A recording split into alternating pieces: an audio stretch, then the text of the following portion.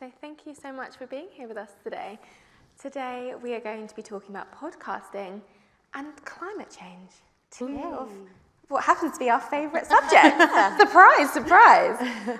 So just a quick introduction. I am Charlotte Williams. I'm the founder of 76 Agency and also the co-host of the Sustainably Influenced podcast with my co-host over here, Bianca, who I will ask to introduce herself in a bit.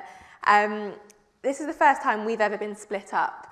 So it's going to be quite interesting being the moderator and asking questions about my own podcast as if I don't know. So get ready for that. But before we get into it, I thought I would let you all introduce yourselves individually. Don't want to mess it up. And then also would love to know how you got into the podcasting space and how you specifically got into the climate-focused podcasting space. So we'll start with you. Sure, thank you so much. Hi everyone, my name is Maryam Pasha. I'm the co-host of the Climate Curious podcast. I got into it because I'm also the curator and director of TEDxLondon and TEDxLondonWomen, and in about 2019, TED made like a curatorial decision to make climate something that they wanted to focus on. It was the first time they'd really picked an area to do that, and we as a team in London started to think about how would we make that, manifest that in London.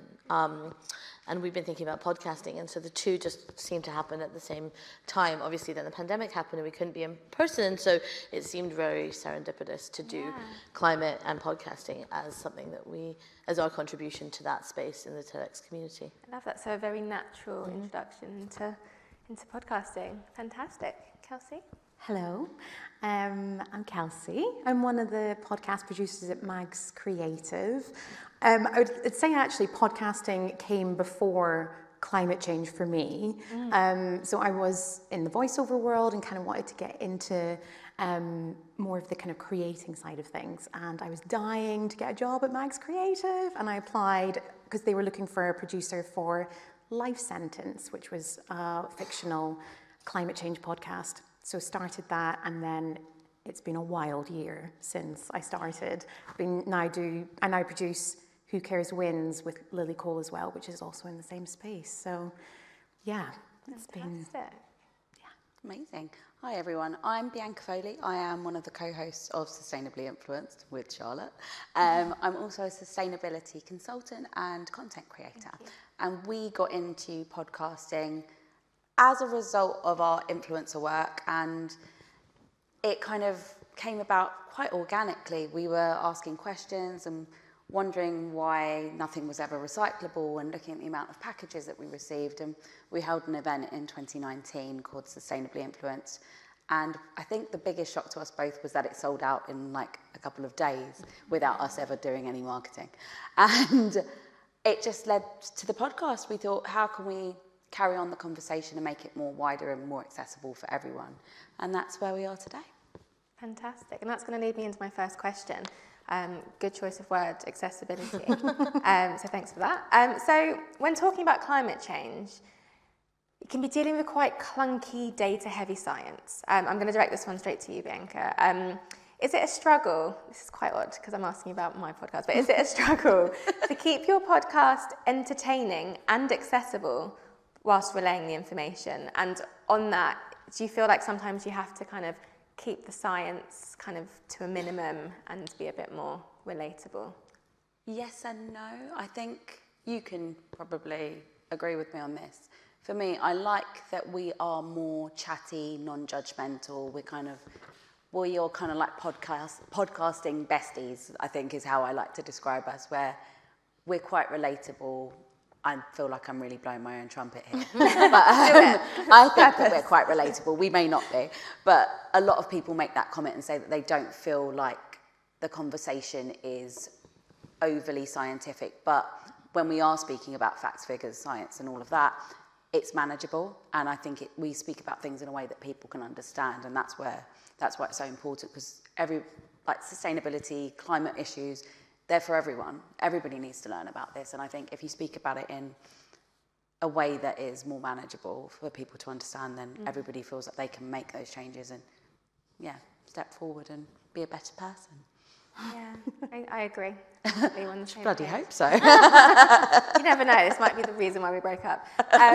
On that, Kelsey, so you work on the Who Cares Wins podcast with Lily Cole. Yeah. And backstage we were talking about, we talk about serious topics, and do you ever feel like you have to do a lot of research, but then think about how you're going to get that message out there? How does that work, that balance? Well, with Who Cares Wins, thankfully, kind of half the job was already done for me, because it's based on Lily Cole's book, Who Cares Wins. Yes. So all the research and facts, well, a lot of it was already in there.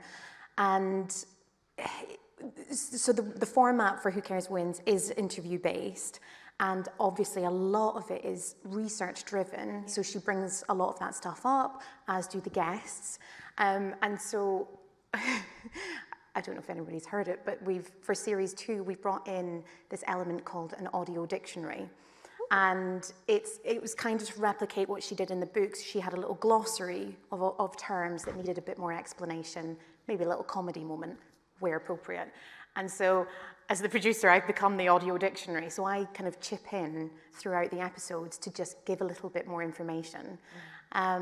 So yes, I am constantly looking through the BBC archives, all of the kind of research, government websites to make sure that all the facts are up to date. So yeah, it's quite a lot. Yeah, a lot of responsibility, because I was going to ask where you pulled your research from. But do you ever have any listeners write in to fact check? Not yet. Not yet. Okay, now's the time.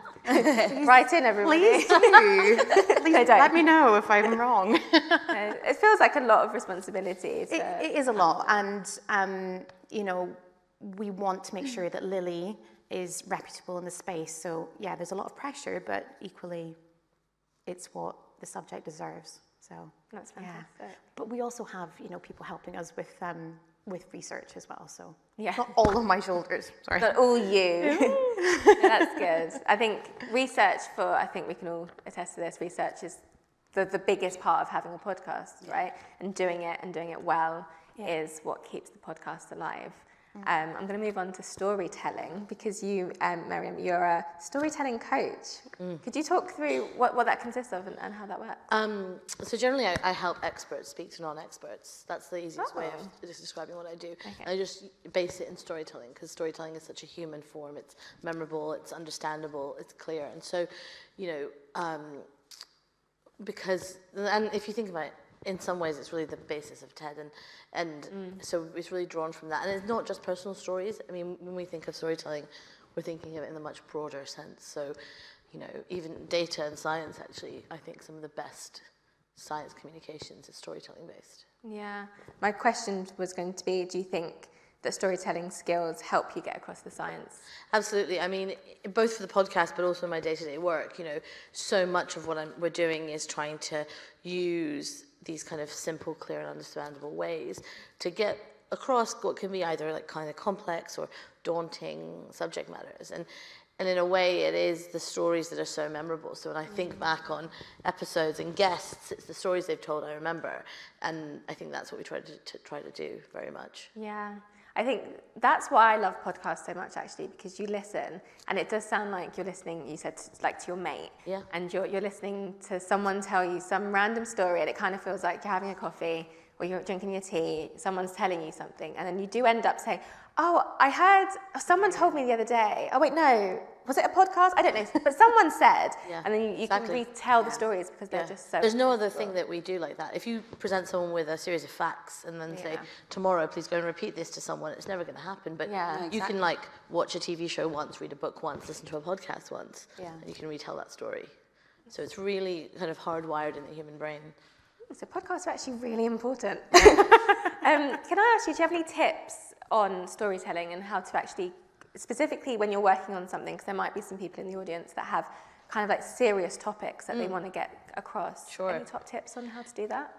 Part of it is to be really clear. So, I think this is what makes TED have been such a phenomenon, is that it's one idea worth spreading per talk. Okay. And so you've got to focus it down and be really clear, and that is really, really hard. If you think about it, you want to say everything. We want to do everything. So we try to do the same thing with the episodes of the podcast. Each episode is really just trying to do one thing and do it well. It's not trying to talk about everything you could possibly talk about, with the belief that you will be able to do another episode for the other stuff. 100%. So I was listening to your podcast this morning, just doing a bit of research, and something I loved is how most of your topics are under 5 minutes. Oh yeah, so this past season we've done a whole series of quickies. That's what we call them. Nice. It is climate curious. Take that as you will. What we found, it was actually based on something TED's found recently, is that they've been editing a lot of their content down to like short versions of talks because it's just much more digestible. And so we went back through our archive while we were, prepping for season 4. We just went back through the first 3 seasons and we thought, actually, was there stuff that was just so good that we want to pull it out and highlight it? It's also because we did this quickie with David Lammy at the beginning of COP, and it was, I mean, we talk about it later, but it was such an eye-opener that gave us the idea to like retrospectively go back and pull stuff, and then going forward we're going to be more deliberate about actually recording for that content. So But something, because we're in our podcast, we're in between seasons at the moment. So we were thinking, what are we going to do in between the season to keep, the RSS feed going? Apparently, that's the most important thing in podcasting.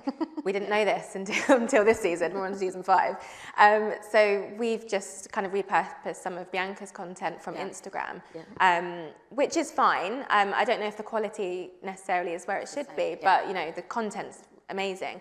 But when I was listening to that, I was like, oh, this is so smart. Have you seen, or in terms of your data, any kind of changes? Because, like on Instagram, you have like short videos on Reels tend to perform really well if they're like 5 seconds or 10 seconds. Have you seen kind of any changes? What we have seen is that we had the same thing, because we'd finish a season, there would be a lull, and then we'd have to work just as hard to get our listenership back. All of us have had this. So what we're finding is that although the spikes come when the full 30-minute episodes are out, like when the real content is out, that's when we have the spikes in our data. What's nice now is that instead of it going to almost nothing or very low, it keeps at a steady pace in between seasons with these short pieces of content. That's amazing. And that's a top tip right there, I think. Because I feel like in the podcasting space, there isn't really much out there in terms of education. No. So a lot of us are just kind of feeling our way through it. And I think having spaces like this is really important, because we had a conversation with somebody, I can't remember who, it might have even been a podcast, I can't remember who told us, but they were like, the RSS feed, and we thought, how are we going to tackle that? And I think this is a really good, you've kind of... it was our producer, Josie Coulter, who kind of, she's our... I know very little about podcasting, I have to admit. Like, it's so funny, most of us don't really know anything about podcasting. She's the one who's like, I'm sure maybe also, you guys and your team producing it behind the scenes, that does this research, looks at the data, like figures it out, and is like, we need to do this. And you're like, okay, that's a great idea. Just dropping something, a download into someone's inbox every week when you're on a series break just keeps the name, the podcast name, and kind of front of mind. That's so interesting. I'm going to go off script for a second and talk about... Yes, could go either way. But on that, with tips, do any of you have newsletters? What else do you do in terms of marketing of the podcast to just really keep it alive? What, in series breaks or just throughout? Throughout, I'd say, we do a lot with Lily, we do a lot of cross-guest appearances. Sometimes within the climate change genre, sometimes without, because then you're going to get a new listener. You're going to get new listeners in there. I feel like I should have the head of marketing with me. I've gone off script, so you don't have to answer these questions. We haven't prepared this. We do, because Climate Curious is a podcast for TEDx London. Yeah. So we've got that community behind it. So what we do is we do a blog per episode, a newsletter per episode. Those go out, then we cut it into shorts. It goes out across our social platforms. We found that really helpful.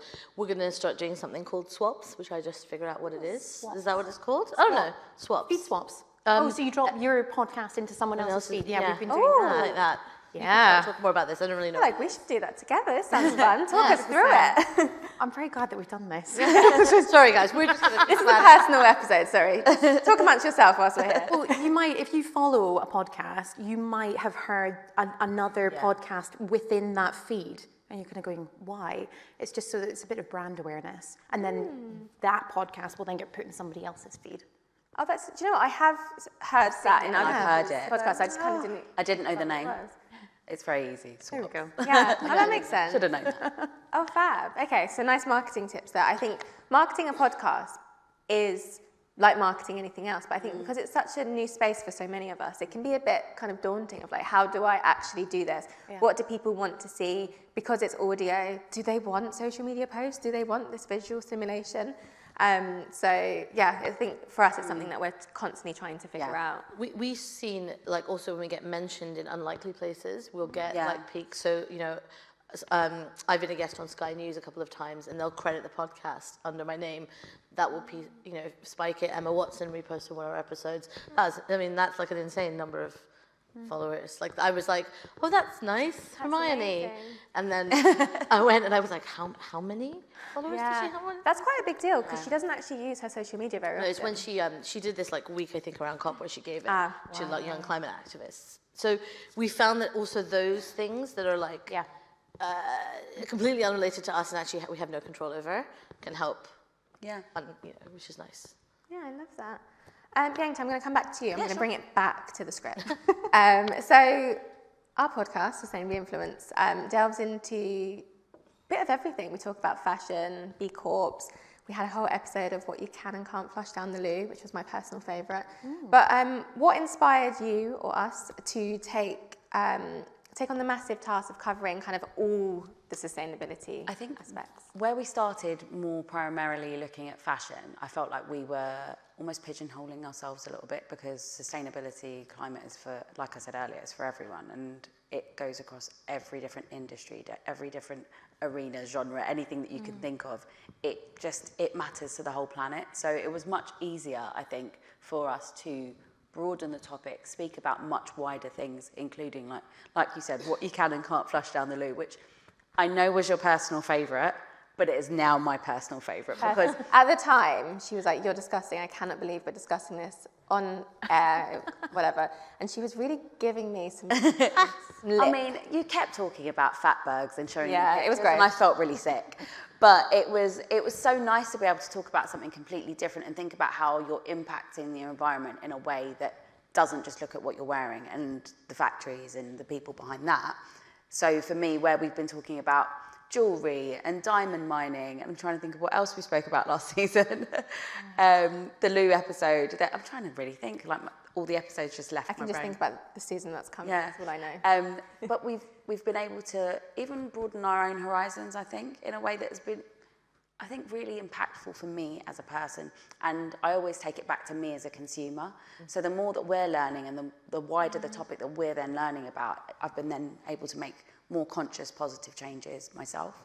So yeah, I like speaking about wider topics, and I think it's more important to do that than to just hone in on one thing. Yeah, I also agree with you, which is why we do it together. But I really love, what I love most about podcasts, specifically educational focus, even though ours is a bit hybrid, yours is way more educational focused than ours.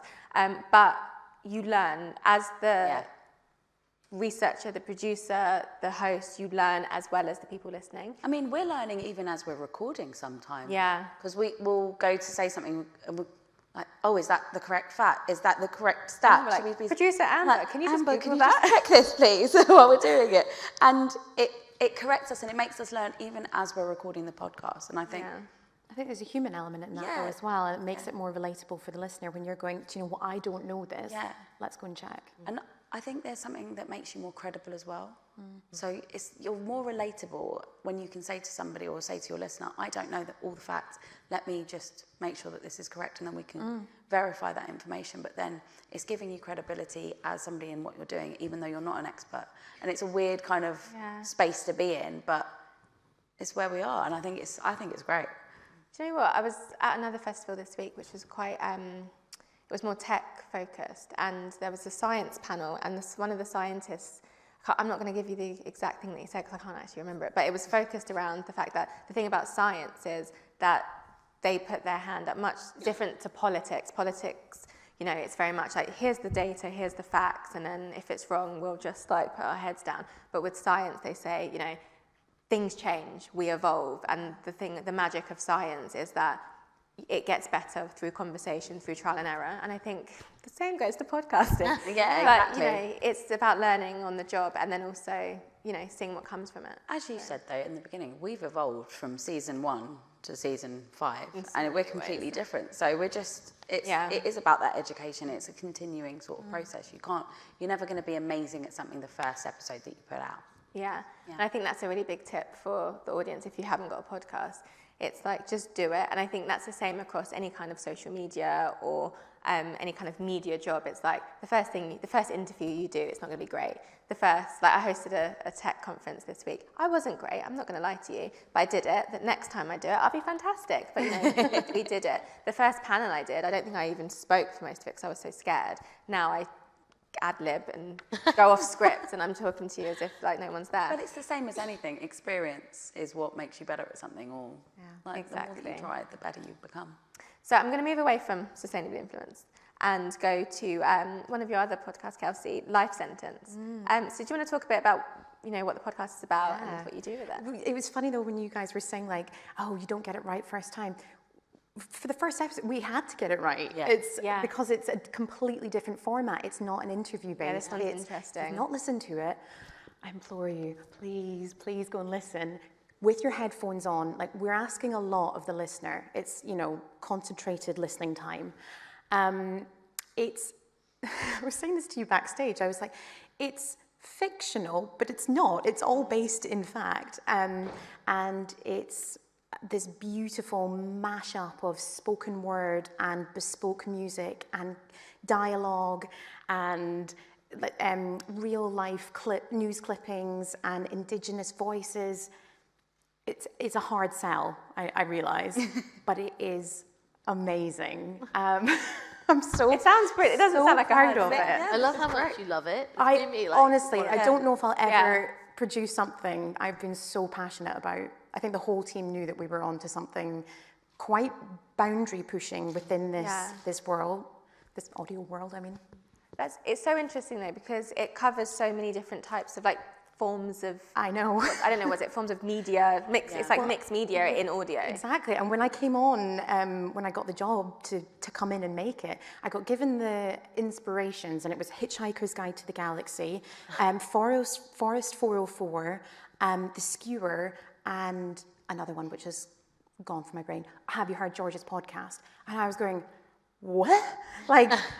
Those are 4 very different concepts, and we had to kind of bring it all down into this wild concept. It's a big concept, but it is. Was it hard to make it cohesive? Because there's so many different things coming into one, and it's also so different to what's already out there. Yeah, we kind of didn't have a reference point. Yeah. We were kind of making it up. Well, we were making it up as we went along. There was a lot of creative back and forth, and we had to bring in a writer who, we didn't realise it at the time, but she was a climate activist. We didn't realise we needed that. She's absolutely incredible. And yeah, it was this coming together of the writing, the scripting, and then I was doing all of the casting. So we had this insane ensemble cast, which was, I'm so proud of them. And then we had all the sound design, so it's immersive. It's like you're underwater and you're in the rainforest. So we had just so many moving parts. It was a lot. I love the sound of Yeah. I'm just like... I did one job today. It was to sell Life Sentence. We're all going to go listen. Sounds fantastic. So I want to, before I move on, because I want to talk about practicalities of podcasting, but I want to keep on the theme that we're currently talking about, which is about kind of getting the message across. So your podcast is very educational, but also you and your co-host, you're just like a really good time. When I was listening, I was like, I'm really into this. I really like what's going on. But going back to getting the message across, you have quite serious speakers. Yeah. Because obviously they're TEDxers, so is that the term? Yeah, they're TEDxers, they're also just scientists sometimes, right? So how do you balance that kind of serious chat? Because there's a lot of facts and data that gets thrown into your episodes, but then also bringing out the personality when sometimes they might not be as like free and loose. Yeah, it's a really interesting question. So first I have to give like so much credit to my co-host Ben. He is just a great time, and we're He sounds really, like a great time. yeah, and we're really good friends. So it makes such a difference. And so when we started the podcast, I said why it started, like, you know, at that moment. But part of what happened actually was that I was working a lot in climate. I was talking to incredible people. I came from the human rights world. I'd never really been immersed in climate. I cared about it, but not in a real tangible way. And I was like, oh my God, if more people heard from these incredible humans, more people would care, because there's so many different routes in. And so I called up Ben and I was like, Ben, do you want to host a climate podcast? He's like, Maryam, I know nothing about climate change. I was like, perfect. I was like, that is what I want, because for the first season, all those people I had already worked with, I had already known them. So what happens is that they came in and they were relaxed. And that's what all of our guests say, is that it's like the most lovely experience they have of any press or media or podcasting they do, because they don't have to come with their like official professor science hat on. They can just come as a human who cares about the thing they do. And like you were just doing, like, passionately talk about something, it's contagious. Yeah. So, and Ben helps, you know, Ben is not afraid to be curious and ask questions, the questions that you might be afraid to ask. And what's great is, you know, although I may have started knowing a little bit more than him because I had worked with those guests before, now when we're talking to people, we're learning together, you know, and it's really exciting. But I think what we try to do is we try to let people be human instead of being their job title. And we ask lots of questions. And I mean, the perfect example was we were interviewing Catherine Hayhoe, who's a climate scientist. I think she's probably one of the best science communicators. Catherine who? Catherine Hayhoe. She's a climate scientist. She lives in Texas, and she's also I think she's a born again Christian. So she's also very, very, you know, involved heavily in her own community, and she's like a very serious climate scientist. And so we were talking about this, and she would just released a book that's really good, and she was very, you know, like on a book tour. Like, all her talking points were down, everything was good. And I'd worked with her before, so I was a fan. And then Ben just came in and asked her a question, because he actually was studying to be a reverend, a priest at one point, and then had changed path entirely in life. And it took her, it spun her around, and instead of being someone who was on a press tour, she just became like a person who just became a normal. Yeah, and you can hear it change in the podcast. So from that point, we're like, okay, we have to help people get there very, very fast. It just then becomes like, I'm sure with all of you, like people who like each other having a conversation, and so lovely to listen to. I bet Ben kind of represents the listener as well. Very much so. Hold on, I don't know all of it. Yeah, because I'm not very cool and I'm not very funny, and Ben is very cool and very funny, and so it's perfect, because I can just be geeky and me and like be all outraged about whatever I'm outraged about at that time, and he can be a little lighter as well and curious and ask those questions, and it works really well. Nice. I love that. I mean, also, we think you're cool and funny. Thank you. Exactly. It's a safe Some space. context. It's all relative, isn't it? Yeah, context. I just want to check how I'm doing on time, because I will talk forever, but I feel like... Anybody got a phone? Okay, cool. So we'll get going. So moving on to my next theme. So let's talk about practicalities in this kind of genre of podcasting. So Bianca, I'm going to come back over to you. Yeah. So what's the process of putting together an episode of Sustainably Influenced? Okay, so hours and hours of research. First of all, some back and forward between us, where should we do this kind of episode? Should we do this as a topic? No, I don't like this one. Maybe we'll change it. We'll make it this way. Oh, okay, cool. So then we come down to what the actual theme of the episode's going to be. Research, then kind of look for guests and look for people that are going to fit the topic and be able to speak quite freely, because that's exactly what you said. The important side of having a guest on an episode is you want them to feel comfortable. I think it's your job as the podcast host to ensure that your guest is really comfortable. So that's what we try to do. And so then we will go into the studio. We actually record with Content is Queen. So we go into their studio in Somerset House and we record there with our producer Amber, who directs us, tells us when our earrings are knocking on the mic, and when we've spoken too quickly, and that I have to re-record something. And it takes about an hour per episode, I think. After that, all the editing's done by Amber, and we're sent over the episode, and then we just upload it, and that's it. So that's the whole process, I think, start to finish of an episode. But make it sound easy and quick. Well, we have a producer, so that's yeah. So the producers, they're producing it. They're doing all the edit and things like that. But then you are the producer. Yeah, so you are I want to come round here because I'm going to end with you because you're on a very different kind of vibe. You do all the work. Yeah, slightly different. But you were saying backstage, I think, that most of yours is, or maybe on the call, is not in a studio. You do it mainly virtual. So we started like right at the beginning of the pandemic, right? So we do virtual so we can get global guests. Yeah. We also do on-site at events. So we were at TED Countdown in Edinburgh in October. We're going to be at the New York Times Climate Forward Summit in a few weeks. We'll hopefully be at the Skull World Forum. So we kind of get places where people are already coming, and we record there so we don't fly them out. But we also, because climate podcast, but also so we can have face-to-face stuff, right? Yeah, so much nicer. it does break it up as well. Yeah. But we're about to launch a new format altogether. Ooh, exclusive. And Heard it here first. if anyone really wants to come, because it's invite only, but if anyone really wants to come and find me, and I will send you an invite. We're going to do live podcasting. So we're going to we've got 4 live podcasting shows between now and the end of the year.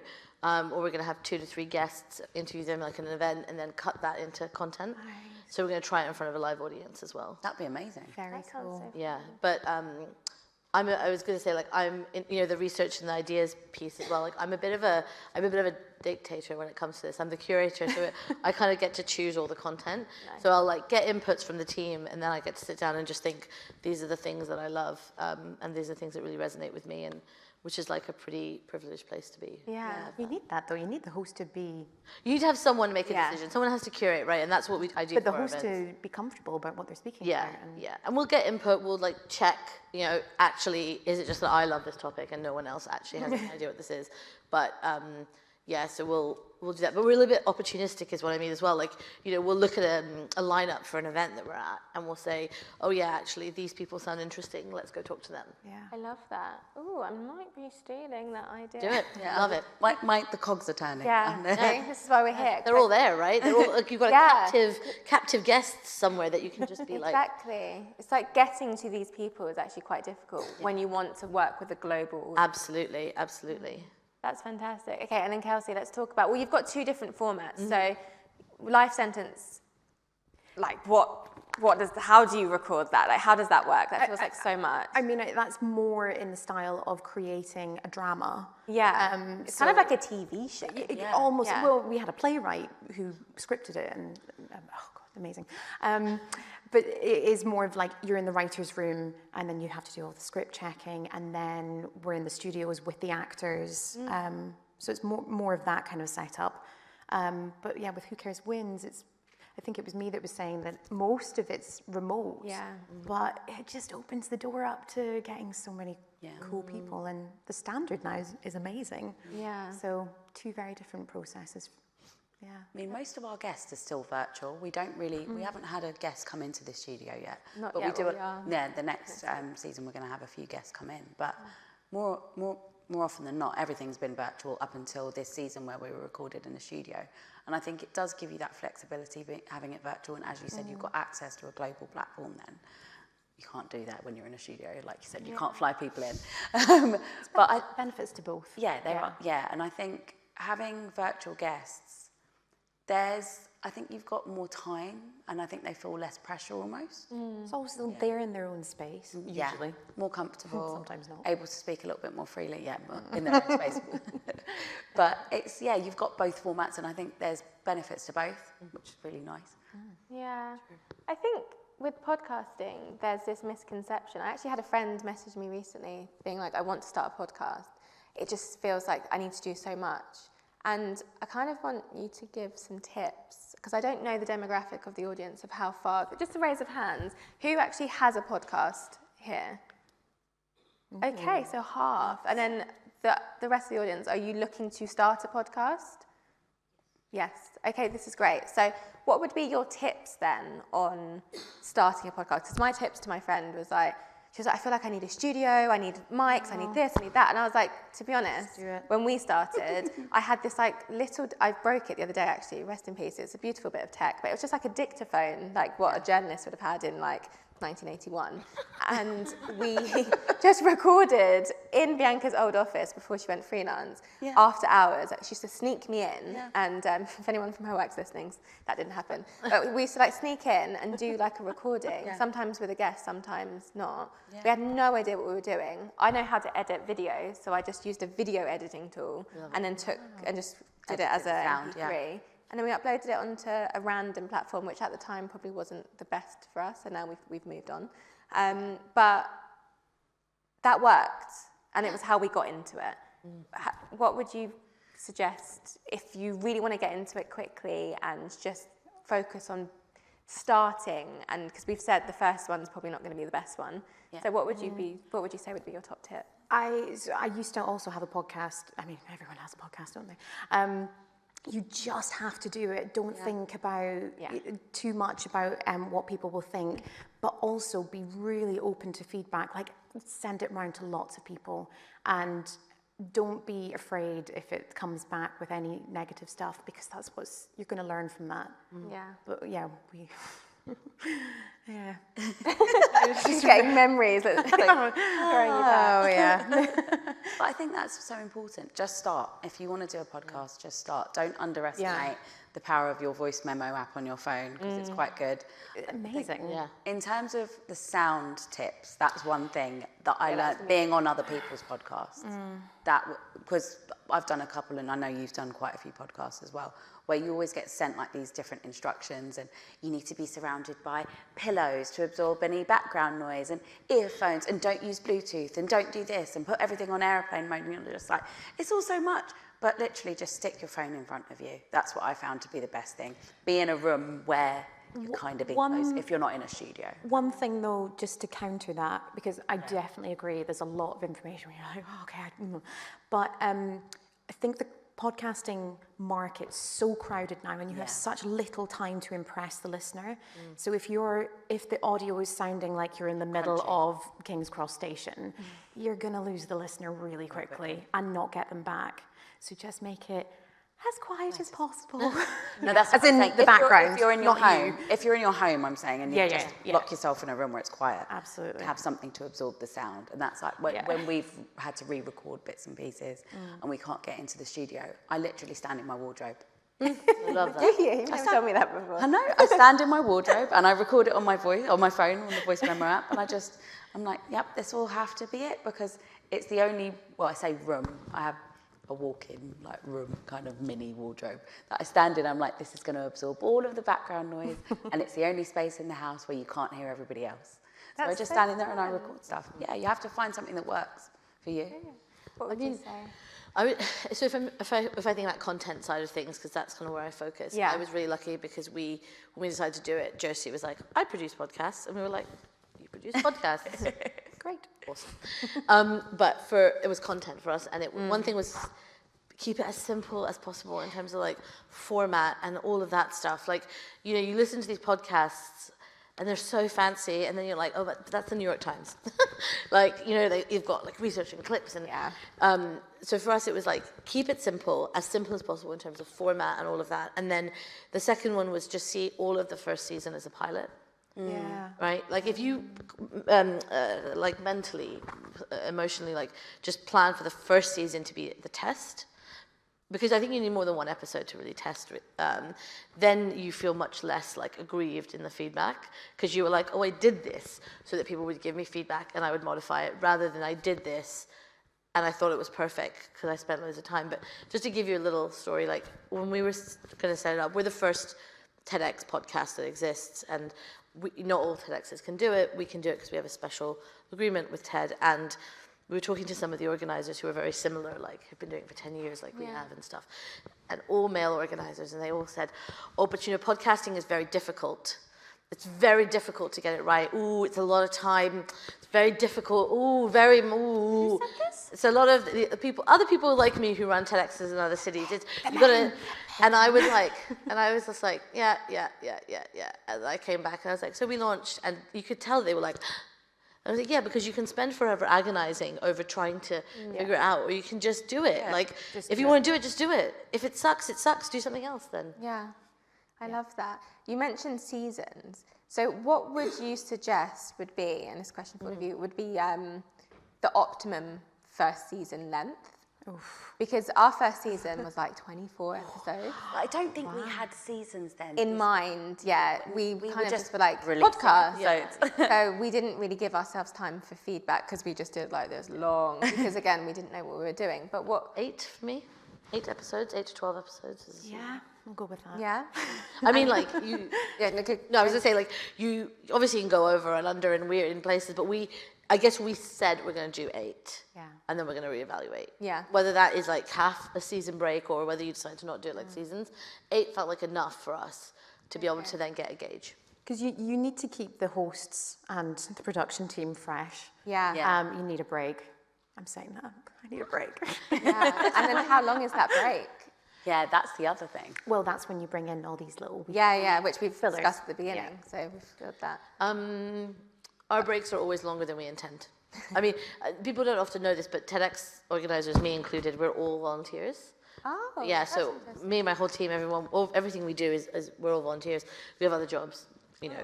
But so sometimes you can't run people the way you shouldn't, but you often run them if this is their like full-time role. So we do have to give people breaks. We do want to have them do that. So it has been longer. We wanted to do 2 seasons a year. Okay.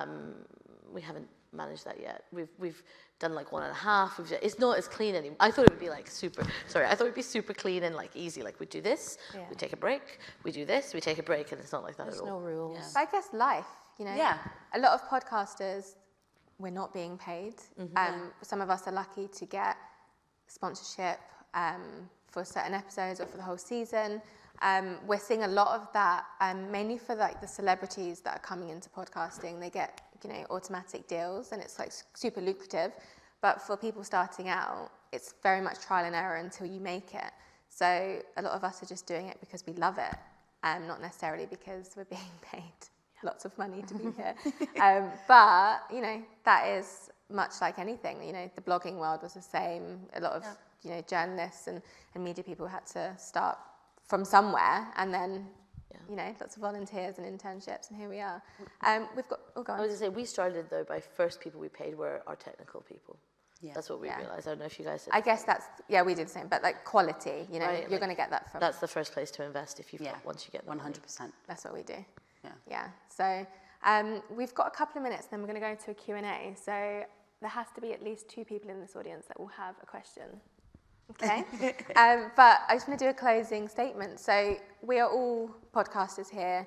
If you could give a top tip to someone who's just starting out, apart from just do it, because we've already given that one, what would you say would be your tip? I'll go first, giving you some time to think about it.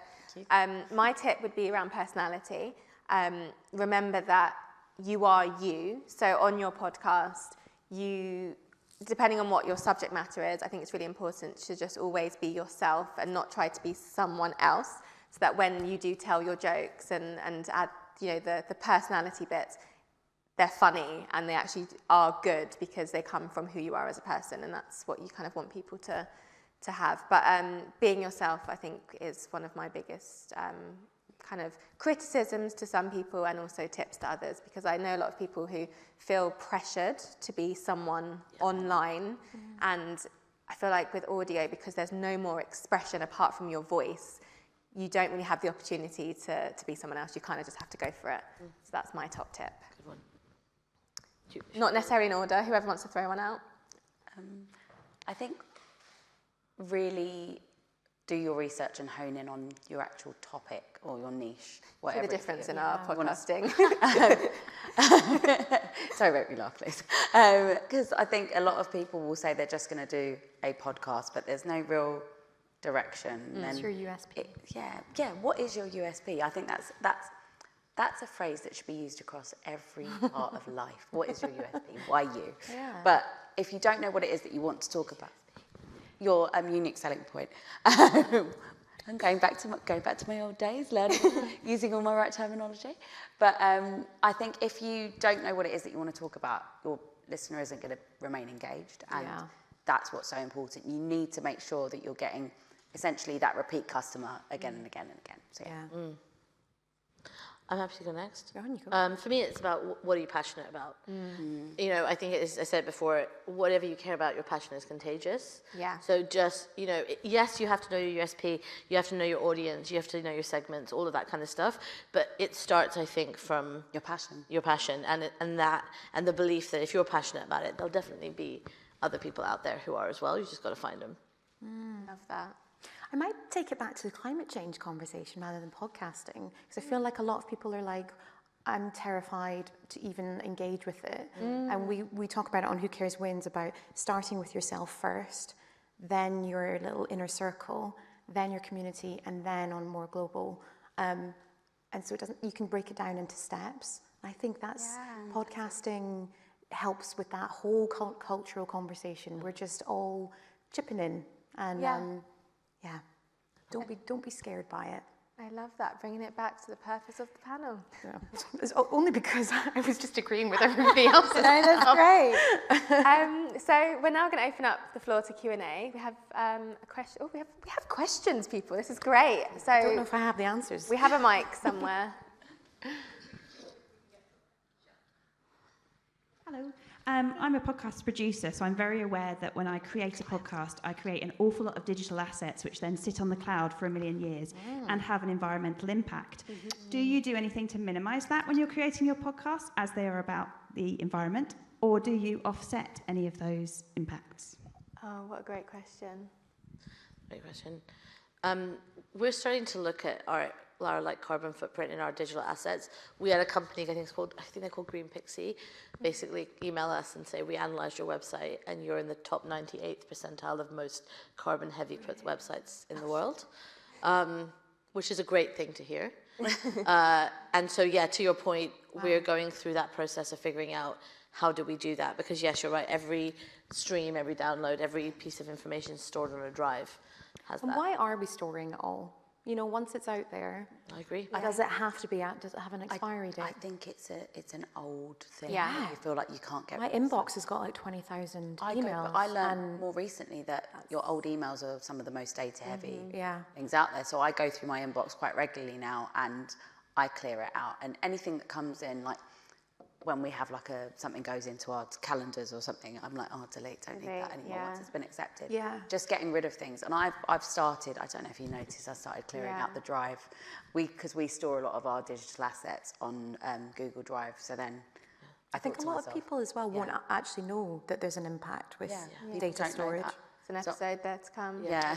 But you are actually, so Bianca has taken the task for not just the podcast, but also for my agency to actually kind of cleanse us online. So she's working with an external company who's kind of training her up to actually become the person that can make us kind of climate appropriate, I'd say. Yes. But there's two sides to it. Offsetting is one side. We actually have an episode of that on our podcast. Offsetting is one side, which we're looking at. But also, I feel like where to start is like at home, figuring out what is in that drive. Also, how many drives you have, because it seems like we've got like a Dropbox and a Google Drive, and then people have sent like all these other things. The We Collect app, and it's just figuring out where everything is and everything is data and everything is impact. Yeah, and so you need to reduce that impact. So get rid of the stuff if you no longer need it. Is, I think, in short, the answer that I would say. But once Bianca has done it for us, we will share that on our podcast, because that's a whole series that we've... That is something that we've even been looking at, so I'm really glad that you asked that. Yeah, because it's quite scary. We didn't realise until recently, and we were like, oh, so we've got this podcast about climate change, and we're actually making it worse for the climate. Okay, cool. Yeah, great. Next question. Hello. My question would be, obviously, we're all interested in climate because we want to avoid the ultimate catastrophe. So how do you balance kind of not being prescribing what people should do, but also creating a call for action in your content? We actually, in the first episode of Who Cares Wins this series, interviewed Deborah Francis White, goddess, and she was saying that there's a need for both of that. There's the radicals and the pragmatists. Thank you. We need both of them. We need the people to shout about the problems and to tell the disaster stories of what's happening. And then we need the people who'll say, okay, what's the plan? So I think there's space for, if you're talking about in the podcasting world, I think there's space for both of those. I don't know if that answered the question.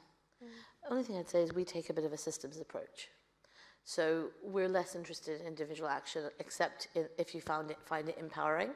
So this great young activist, Tori Sui, talks about the fact that, like, you know, individual action, yes, it's important, but it's not going to change the 100 most polluting companies, but it does make you feel like you're taking back control from a world that doesn't really let you have it. Yeah. So that's the approach we take to individual action. We look at it from a systems lens and intersectionally on purpose, because I think those are where you can see the widest, the largest scale that change is happening. Yeah, we look at a lot of the time the individual kind of impact, but really focus as well on saying we can do all of these things, but without policy change, without governmental kind of impact, let's say, nothing's really going to change. And I think it's saying, you know, on a personal level, here's what you can do, but also reminding people to sign the petitions, to go to the events, to educate themselves, to speak to their local MPs, and like finding that balance. It can't always, in the world of glossy social, it's quite difficult to have that balance, but to make a change up there, we need to be making all of the noise, and podcasting is part of that. It's part of the tapestry of it all. So totally agree. Keep making the podcasts. Somebody at the back. Perfect. We do have a question right at the back as well, so can we make sure we get there? Hello. So I also have environmentally focused podcasts, but this would be for anybody with a niche indie artist podcast. What's it called? Name it. Oh, Forces for Nature and Healthy Seas podcast.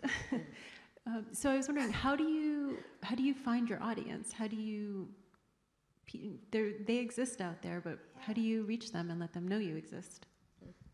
I don't know. We just post and hope for the best. I'm not going to lie to you. Yeah. I think for us, because Bianca and I come from this is like really like such an influencer thing to say, but come from an influencer background, so we had the assumption that all of our audience would just be like the people that follow us, when actually they're not, and a lot of them come from keywords. So just searching, and I think you asked us this a couple of weeks ago about why did we choose sustainability in our name, and we actually didn't. At the time, it's because we knew nothing about sustainability. So we were just like, sustainably influenced, so that makes sense. Now our podcast, that the name doesn't necessarily relate to what it's about. But I feel like having sustainability in some way in our name actually brings people to us. And I imagine your climate is quite a strong word. For us, we obviously have the TEDxLondon audience, which is helpful. But we do paid advertising, like paid, like on LinkedIn, again, not my world, but we do all that stuff. We put money into ads. But we do find that, the name, we wanted the word climate in it. We also were very clear about who our audience was when we started. That was the other thing. It's like, we really tried to think about who are these people, who are we trying to reach, and we try to stick very much to speaking to them as our primary audience. And then what's been amazing is that secondary and tertiary audiences show up and we're like, awesome. But it's not aimed at them. And so that's also being like really razor focused and not making the mistake of like, we're for everyone. Well, like, everything's for everyone, but like, who are you really speaking to? Yeah. I think don't be afraid to pitch yourself as well in those spaces. Like, what are you bringing to that conversation? Pitch yourself to podcast festivals or to other podcasts as well. Like, hey, can I come on as a guest? Sell yourself. Networking. Yeah, I think that was exactly what I was going to say. Networking is a big thing, and it makes a huge difference. Every event I go to, even within I say events, but events like this, or even just family events. I'm like, oh, did you know I've got a podcast? And I think if you send out the links to, I think I always start with WhatsApp. I send a link out to everybody in my WhatsApp for anything that I do, and they must be fed up of me, but some of them are listening. So I think start with your inner circle and then move further out from that. If you do use social media, pitch yourself to people, pitch yourself to brands. Just speak about yourself. Yeah. I think it's the best thing that you can do. Just shout about what it is that you're doing. You do a really good job of that, and that's where we're quite different. And I think I'm quite lucky to have you as my co-host, because I'm quite small, quiet. I don't really like to chat about things that I do. I get embarrassed. I never used to be this way. But I've you had to are force myself. really good at it. And I think if I could do it over again, I would start by being like that. Yeah. And like literally anyone you meet, be like, yeah, and you know, this is my job, and I run a podcast. Yes, I'm a co-host. Literally anyone, because you never know who they are friends with. Yeah. So we've got really good opportunities in the past because like someone's cousin worked at the BBC or whatever it was, and we've been at a barbecue and it's like, oh yeah, I have a podcast and we talk about this, and people are like, oh my god, that's so interesting, and then boom, you know. So I think be ruthless and shameless with your plugs. Forces of Nature, though, is a big podcast, isn't it? Yeah, with Clover. Okay, it's a different one. That's the same thing. Or nature. Cool. But name it as well. Yes, Yeah. whenever you say, it's like, hi, I'm whoever from wherever, like do that. Yeah. Because men do a really good job at that. I was at, you know, this festival this week with tech, and all the men stood up and was like, hi, I'm Roger from da-da-da-da. And then like generally the women would be like, so the question I have is, and it's just like, no, who are you? Tell us, like, what do you do? I think it's just like having that authority. Yeah. But yeah. I'm a producer, podcast and audio producer, so that's radio and podcast. And my question was, editorially, how do you, with climate being the subject and your topic and your theme and everything that you're doing, how do you stop it from being so grim? Because everything is grim, death, awful. How do you make it a bit more entertaining? How do you engage people? Because me personally, I find it quite challenging to get into climate change podcasts. I have listened to Forest 404, but climate change is not my go-to. I don't want to hear that the fish are eating the fish. Do you know what I mean? So how do you deal with that, basically? I'll take this one. Try to, when we're doing the podcast, we try to speak about things in a way that we would understand it. And I think I don't particularly, I'm a bit like you, I don't like when everything's a bit doom and gloom, and it is. We were speaking to somebody earlier, and my thing is I don't want to listen to something that's going to make me feel terrible afterwards, but there is a place for that, and I don't think we should forget that there's a place for that. So I think explaining things in a way that you would like to listen to it, I think is a good place to start. So if you are somebody who engages more with something that can be a little bit more lighthearted, not even comical, but a little bit more lighthearted and a little bit more kind of colloquial language, less sciencey, and then that's probably a good place to start, but never forgetting that there is a place for the doom and gloom, depressing stuff, because that's where I think collectively you'll get that change from those sorts of podcasts. Also, some people love that. Oh, I have friends who listen, like all those serial killer, like murder stuff. My friends. Oh, no, I love a serial killer podcast. Don't get it twisted. I can't listen to stuff. Oh yeah, a bit of crime. Oh, The only thing I'd add here to that actually is that the one thing I've learned, having done this with climate change now for the last 2.5 years and being immersed in it, is we have all the solutions we need. Yeah. And so there are great people out there doing great work who, if we could just scale those solutions, if we could just see them happening in more places, if we could just invest in them, if we could have the political and will, we know what we need to do, and all the things we don't know what we need to do, we can do those last.